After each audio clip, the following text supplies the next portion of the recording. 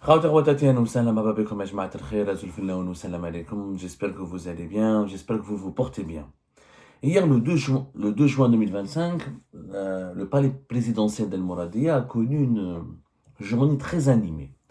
Abdelmajid Tebboune a accueilli plusieurs personnes, parmi lesquelles deux personnes qui ont, dans le rendez-vous qui leur a été accordé par Abdelmajid Tebboune et la réception honorable et les honneurs, le tapis rouge qui leur a été déroulé au palais présidentiel d'Al-Mouradia, leur rencontre avec Tebboune a soulevé pas mal d'interrogations, d'autant plus que ces deux personnes sont français, sont deux personnes françaises, deux personnalités françaises, et qui sont très proches d'Emmanuel Macron, pour ne pas dire elles ont des liens d'amitié avec Emmanuel Macron. Première personne, c'est Rodolphe Saadi, le milliardaire français, patron du groupe CMA-CGM, troisième au groupe mondial dans le transport maritime des marchandises. Et la deuxième personnalité, c'est un artiste franco-algérien, il est aussi français avant d'être algérien, il est né en France, il a grandi en France, il s'est fait connaître en France, DJ Snake. Alors, malheureusement hier, malheureusement, elle était prévisible. Sur la page Facebook de la présidente de la République, allez voir les commentaires concernant la photo qui a été publiée entre Tebboune et DJ Snake. Beaucoup d'Algériens et d'Algériens n'ont pas compris pourquoi Abdelmajid Tebboune rencontre un DJ. Un DJ certes franco-algérien, mais il est beaucoup plus connu en France, il a fait toute sa carrière en France, et sa mère elle est algérienne, il parle de l'Algérie de temps à autre, il vient de l'Algérie régulièrement ces derniers temps, mais c'est un artiste qui s'est fait connaître énormément en France. Bon, enfin, beaucoup d'Algériens et d'Algériens n'ont pas compris pourquoi un chef d'État rencontre un DJ. Du coup, la rencontre entre Tebboune et Rodolphe Saadi, elle est passée inaperçue pratiquement. Elle a été reléguée au second plan. Et pourtant, cette visite, elle a été annulée au mois d'avril. Elle était prévue au mois d'avril, elle a été annulée à cause des tensions politiques et diplomatiques entre l'Algérie et la France. Rappelez-vous, le 16 avril 2025, on avait diffusé une émission dans laquelle on parlait de l'échec de l'annulation ou du report de cette visite. À l'époque, notre émission s'intitulait le cinquième homme le plus riche de France annule sa visite en Algérie à cause de la crise entre les deux pays. On avait expliqué l'importance de Rodolphe Saadi. Rodolphe Saadi n'est pas n'importe qui. CMA-CGM, ce n'est pas n'importe quoi. C'est le troisième groupe mondial en termes de transport de marchandises. C'est quand même, il est à la tête d'une fortune estimée à 32 milliards d'euros, monsieur Rodolphe Saadi et sa famille. Il devait venir en Algérie le 15 avril dernier pour rencontrer Abdelmajid Tebboune et pour parler d'investissements que le groupe CMA-CGM veut établir dans le port d'Oran. Il s'agit d'obtenir une nouvelle concession dans le port d'Oran pour établir un hub logistique et mettre en place une nouvelle ligne aussi entre Oran et Marseille. L'objectif est d'investir. Les sommes n'ont pas été encore arrêtées. Des sources qui nous informent que plusieurs centaines de millions d'euros devraient être investis par CMA-CGM et qu'au moins plus de 2000 emplois seront créés à Oran, au niveau du port d'Oran, dans les investissements prévus dans de nouvelles infrastructures portuaires pilotées par CMA-CGM et des filiales à elle. C'était une visite importante, d'autant plus que Rodolphe Saadi n'est pas n'importe qui en France, c'est le meilleur ami d'Emmanuel Macron. Toutes les sources politiques les plus fiables en France, médiatiques et politiques, considèrent Rodolphe Saadi, il y a toute une littérature là-dessus, il est très connu en France, comme il est considéré comme l'homme le plus proche d'Emmanuel Macron. C'est, comment dirais-je, c'est le milliardaire, l'opérateur économique ou le milliardaire ou l'entrepreneur français le plus proche du président français Emmanuel Macron. C'est un ami à lui, plusieurs médias le présentent même comme le meilleur ami d'Emmanuel Macron. Il aurait même embauché Rodolphe Saadi des proches à Emmanuel Macron, dont ses ministres de l'époque du gouvernement d'Emmanuel Macron. Il y a des liens en tout cas très forts entre Rodolphe Saadi et Emmanuel Macron. Donc, hier, l'opinion publique algérienne s'est beaucoup concentrée sur DJ Snake. Effectivement, c'est vrai qu'un président qui rencontre un DJ, c'est pas très commun. Bon, un DJ, c'est un artiste complet, c'est un artiste respectable. Il faut savoir que DJ Snake, dans son domaine, il est extrêmement connu, effectivement. C'est pas non plus David Guetta ou Armin van Buuren. Moi, j'adore la musique électronique. DJ Snake, il est bon, mais il n'a pas encore atteint le niveau de très grands DJ à travers le monde. Pour le moment, il faut se calmer un peu, parce qu'il y a certains franco-algériens qui sont tous, dès qu'on leur dit DJ Snake, qu'on dirait, il est en, il a beaucoup de notoriété, il a beaucoup de talent, mais il est en train de construire sa carrière. Alors, juste un point sur la polémique, parce que beaucoup d'Algériens et d'Algériens n'ont pas compris. Quel est l'intérêt? Effectivement, Abdelmajid Tebboune n'a pas d'intérêt à rencontrer Deji Snake. Au fond, n'a pas d'intérêt. Deji Snake est franco-algérien, certes, mais il a fait toute sa carrière en France, il se produit en France, il a fait un clip Disco Maghreb en Algérie, c'était en 2022, je crois. Je crois que c'était en 2022, en 2021. Ce clip a beaucoup marché. Ensuite, il vient souvent en Algérie, et sur les réseaux sociaux, il parle de l'Algérie. Il est devenu en quelque sorte l'ambassadeur de l'Algérie. Voilà, il est devenu en quelque sorte l'ambassadeur de l'Algérie tout récemment, c'est-à-dire depuis pratiquement 2021-2022, il parle, il s'investit beaucoup en Algérie, DJ Snake. Bon, euh, comment dirais-je, c'est vrai qu'il apporte une certaine visibilité à notre pays, qu'il fait de la pub à l'Algérie et qu'il donne une image positive de notre pays. Mais est-ce que c'était nécessaire que le président de la République l'accueille? Alors, qu'un chef d'État accueille des artistes, c'est pas inédit. Beaucoup de présidents à travers le monde rencontrent des artistes. Par exemple, Emmanuel Macron souvent rencontre des artistes.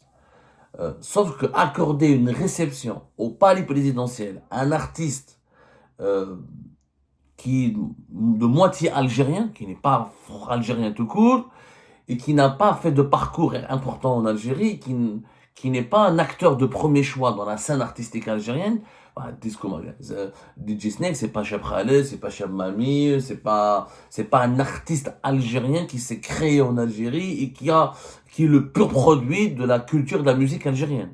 C'est un franco-algérien, il est tout à fait intéressant, sympathique, après, qu'il rencontre la ministre de la Culture, je peux le comprendre. Qu'il rencontre des responsables du ministère de la Culture, je peux le comprendre.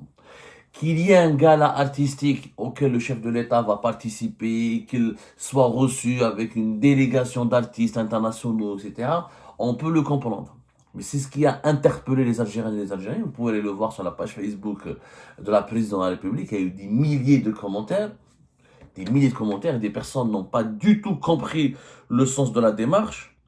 C'est qu'Abdelmajid Tebboune a accordé une audience privée et personnelle à DJ Snake.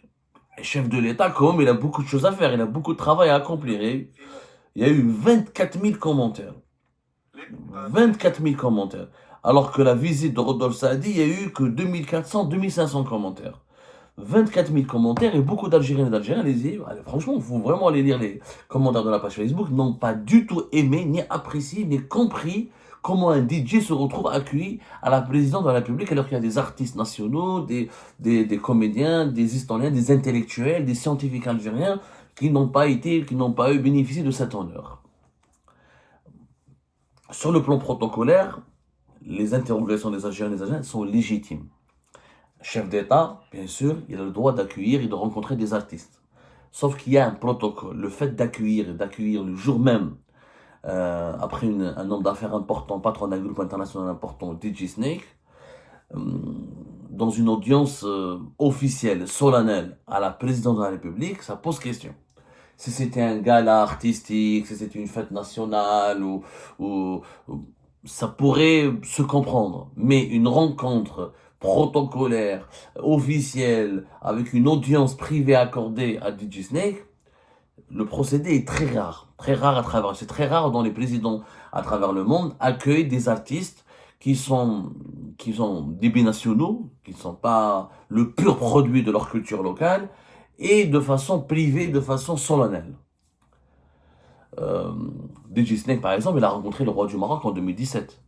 Mohamed VI, sauf que Mohamed VI ne lui a pas accordé une audience au palais, etc. Ça s'est passé dans un cadre privé. Apparemment, à l'époque, c'était Jamel Debbouze. Et ils ont pris des photos avec le roi du Maroc. D'ailleurs, DJ Snake, il a dit beaucoup de bien du roi du Maroc à l'époque. Mais c'était pas une audience officielle. Là, ça a été une audience officielle. Si c'était une audience privée, Tebboune, chez lui, à la résidence d'État, ou dans un gala, encore une fois, où vous parlez de la culture, ou lors d'un événement culturel, il rencontre DJ Snake, il discute avec lui, quelques moments, oui, c'est très intéressant. Mais une audience officielle, qu'est-ce que Tebboune pourrait apprendre de DJ Snake et qu'est-ce que DJ Snake pourrait apporter à Tebboune? On n'a pas compris. Mais quand on contextualise, quand on essaie de contextualiser l'information, c'est que 2 juin, DJ Snake a été accueilli en même temps que le meilleur ami de Emmanuel Macron. DJ Snake connaît aussi Emmanuel Macron. Il est proche d'Emmanuel Macron. D'ailleurs, la preuve, quand Emmanuel Macron est venu à Oran en août 2022, il lui a fait une dédicace spéciale parce qu'il s'est rendu dans le fameux Disco Maghreb qui a inspiré le clip le clip musical de DJ Snake. Et dans sa dédicace, vous pouvez la revoir, elle est toujours sur les réseaux sociaux, il y a un message personnel. On célèbre vraiment un message très personnel. C'est vrai qu'il y a une proximité entre Emmanuel Macron et DJ Snake. D'ailleurs, en novembre 2024, il y a une petite polémique. DJ Snake a raconté dans une interview qu'il avait fait un tweet pour la Palestine. Il soutient énormément la Palestine, DJ Snake. Et qu'il avait raconté dans une interview que l'Élysée, la présidence française, l'aurait contacté. Il lui aurait demandé de retirer le tweet et de venir voir Emmanuel Macron pour en discuter. L'Élysée avait démonté plus tard, mais cette histoire n'avait pas mis en difficulté pour autant l'amitié entre DJ Snake et Emmanuel Macron. Visiblement, les deux hommes se parlent toujours. Rodolphe Saadi est aussi le meilleur ami d'Emmanuel Macron. Et les deux sont accueillis le jour même. Bon, Rodolphe Saadi, c'est un peu plus sérieux, parce qu'on parle quand même, avec tout le respect que j'ai pour DJ Snake. Attention, il ne faut pas que DJ Snake comprenne que moi je suis contre lui. Franchement, je l'apprécie beaucoup, il n'y a pas de souci, mais honnêtement, je fais partie de ces Algériennes qui ont émis, des Algériennes et Algériens qui ont émis des réserves et je ne comprends pas qu'est-ce qu'il a fait dans une audience officielle, qu'est-ce qu'il fait dans une audience officielle avec le chef de l'État. Une audience privée, un gala artistique, etc. Je trouverais ça tout à fait légitime. Mais je pense que Tebboune a délibérément accueilli les deux connaissances d'Emmanuel Macron pour envoyer un message d'apaisement à Emmanuel Macron et pour tendre la main au président français et pour faire un clin d'œil au président français Emmanuel Macron. C'est la seule signification qui est, à mon avis, possible. Encore, accueillir CMA-CGM qui veut investir en Algérie, c'est l'un des rares groupes français qui veut investir en Algérie. Il faut savoir que CMA-CGM, c'est très très puissant. Il a un bénéfice en hausse de 43% durant le premier trimestre de l'année 2025. C'est une multinationale qui pèse alors CMA-CGM, je crois que c'est pratiquement une cinquantaine de milliards d'euros. Donc c'est pratiquement comme Sonatrach. Voilà, 55,4 milliards de dollars en 2024. C'est pratiquement le chiffre d'affaires de Sonatrach. C'est l'équivalent de Sonatrach. CMA-CGM, donc, elle veut investir en Algérie. Elle veut renforcer la ligne maritime entre Alger et Oran à travers sa filiale qui s'appelle la Méridionale. Et elle veut créer un hub logistique qui pourra générer 2000 emplois. CMA-CGM est déjà présent dans 9 ports, Alger, Annaba, Béjaïa, Skikda et Razawet, et elle veut passer donc à une vitesse supérieure, elle veut créer une nouvelle infrastructure pour permettre de stocker et de mieux réceptionner les marchandises et les conteneurs transportés par ces navires à destination de l'Algérie. C'est très louable et c'est un projet extrêmement intéressant et tous les investissements qui sont censés générer des emplois en Algérie, on devrait les accueillir et on devrait s'en réjouir et les encourager. Et que Rodolphe Saadi rencontre Tebboune, je trouve ça extrêmement intéressant et important. Effectivement, un chef d'État, le président d'un pays, se doit de rassurer, d'envoyer des messages d'encouragement et de sérénité aux grands investisseurs internationaux. CMA-CGM, c'est l'équivalent de Sonatrach. Donc, voilà, presque 60 milliards de dollars de chiffre d'affaires. C'est pour moi justifié que le président de la République le reçoive. Mais dans un contexte politique et diplomatique très particulier entre l'Algérie et la France. Moi, le 16 avril dernier, j'avais déploré l'annulation et le report de la visite du patron de CMA-CGM. Elle a pu avoir lieu maintenant. Pourquoi elle a pu avoir lieu maintenant et pas avant? C'est parce que des assurances ont été données des deux côtés. À l'époque, Rodolphe Saadi a été instruit par l'Élysée. C'est la présidence française qui lui a demandé de reporter sa visite en Algérie à cause de l'expulsion qui a été décidée par les autorités algériennes d'une douzaine de diplomates et de fonctionnaires de l'ambassade de France à Alger. Visiblement, un mois plus tard, plus qu'un mois plus tard, un mois et demi pratiquement, les tensions ont baissé. On est en train d'aller vers une désescalade. En tout cas, ce qu'on peut affirmer, c'est que le fameux canal de négociation indirecte qu'il y avait entre Tebboune et Emmanuel Macron a été réactivé. On en a parlé de cela quelques semaines. Emmanuel Macron et Abdelmadjid Tebboune n'ont jamais rompu le contact. Et il y a un canal de négociation indirect qui a été mis en place pour permettre aux deux chefs d'État d'échanger le plus régulièrement possible afin de trouver des solutions et d'étudier des propositions pour débloquer les tensions, pour débloquer, surmonter surtout les tensions politiques et diplomatiques. À mon avis, d'après mes informations, c'est plus qu'un avis, ce sont des informations, Rodolphe Saadi a reçu le feu vert de la présidence française pour aller à Alger parce qu'il y a déjà un début d'une potentielle réconciliation entre Alger et Paris. Ça ne veut pas dire que cette réconciliation sera définitive. On peut se retrouver avec le même scénario du 31 mars dernier, avec une réconciliation annoncée par Tebboune et Macron. Ensuite, visite d'un responsable du gouvernement français, comme c'était le cas le 6 avril 2025 du chef de la diplomatie française Jean-Noël Barrot. Et quelques jours plus tard, nouvel épisode ou nouvellement explosion de tensions entre les deux pays. Les relations sont encore fragiles, très fragiles, et les problèmes se sont tellement accumulés, comme je l'ai expliqué récemment, et que les dossiers deviennent de plus en plus complexes et les malentendus sont de plus en plus nombreux, que la situation est vraiment explosive. À n'importe quel moment, une nouvelle dispute peut éclater entre les deux pays. Ceci dit, Tebboune, en accueillant deux amis proches à Macron, envoie un message clair à la France. Le régime algérien n'a pas de problème avec Emmanuel Macron. Le régime algérien veut traiter avec Emmanuel Macron.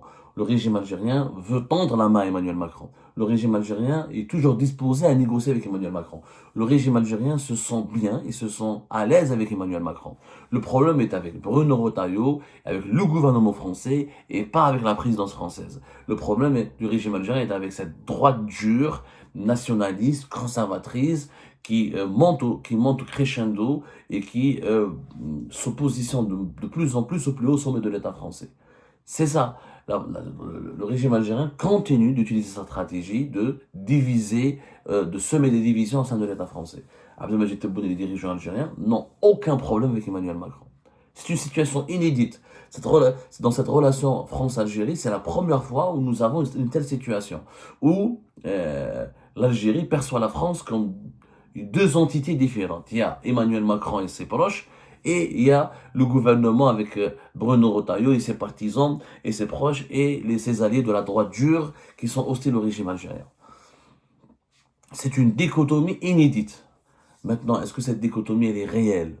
Certaines sources affirment qu'elle n'existe que dans l'esprit des dirigeants algériens. Et contre Emmanuel Macron et Bruno Retailleau, ça se passe très très bien. Et qu'il y a une entente parfaite. C'est une stratégie même utilisée par Emmanuel Macron pour gérer le dossier Algérie. C'est-à-dire laisser le rôle du bulldog, du chien méchant à Bruno Retailleau, alors que lui, il essaye de rester dans la diplomatie du dialogue et de l'apaisement. C'est peut-être vrai. En tout cas, du côté du régime algérien, on a envie encore de travailler avec Emmanuel Macron. Et le régime algérien tient à exprimer l'importance qu'il accorde à la relation avec la France. Elle est stratégique pour lui. Dans un contexte d'isolement géopolitique, dans un contexte où les adversaires géopolitiques de l'Algérie ne cessent de marquer des points favorables pour leurs intérêts, pour leur agenda, pour leur feuille de route, comme la reconnaissance de la Grande-Bretagne, de la souveraineté du Maroc ou de la légitimité du plan d'autonomie marocain pour le Sahara occidental, les différents problèmes qui existent entre l'Algérie et les Émirats, l'Arabie Saoudite, et la froideur qu'il y a entre l'Algérie et la Russie, le désintérêt de la Chine, etc., les chamboulements géopolitiques de la région font en sorte que le régime algérien ne peut pas se passer de la France. Et qu'il a envie de récupérer la France et de rebâtir une nouvelle alliance avec la France. Mais le régime algérien veut poser ses conditions. Il veut la France d'Emmanuel Macron. Il ne veut pas la France de Bruno Retailleau et des autres. Et de la droite, dure. Sauf que Macron va partir en 2027. Macron, il ne lui reste que 2 ans. Et l'Algérie ne peut pas se contenter de bâtir une relation avec un président qui va partir. Ça, on en parlera plus tard. Macron, il est pro-algérien, certes. C'est un bon ami à l'Algérie, mais c'est un ami qui va partir.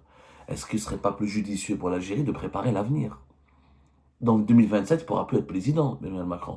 Donc à quoi ça sert d'avoir des relations excellentes avec quelqu'un qui part dans 2 ans et d'avoir des relations envenimées, très hostiles et très tendues avec les autres composantes du pouvoir français qui vont le remplacer?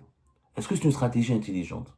Je ne pense pas. On en parlera plus tard, mais retenez que Hier, les deux événements n'étaient pas fortuits.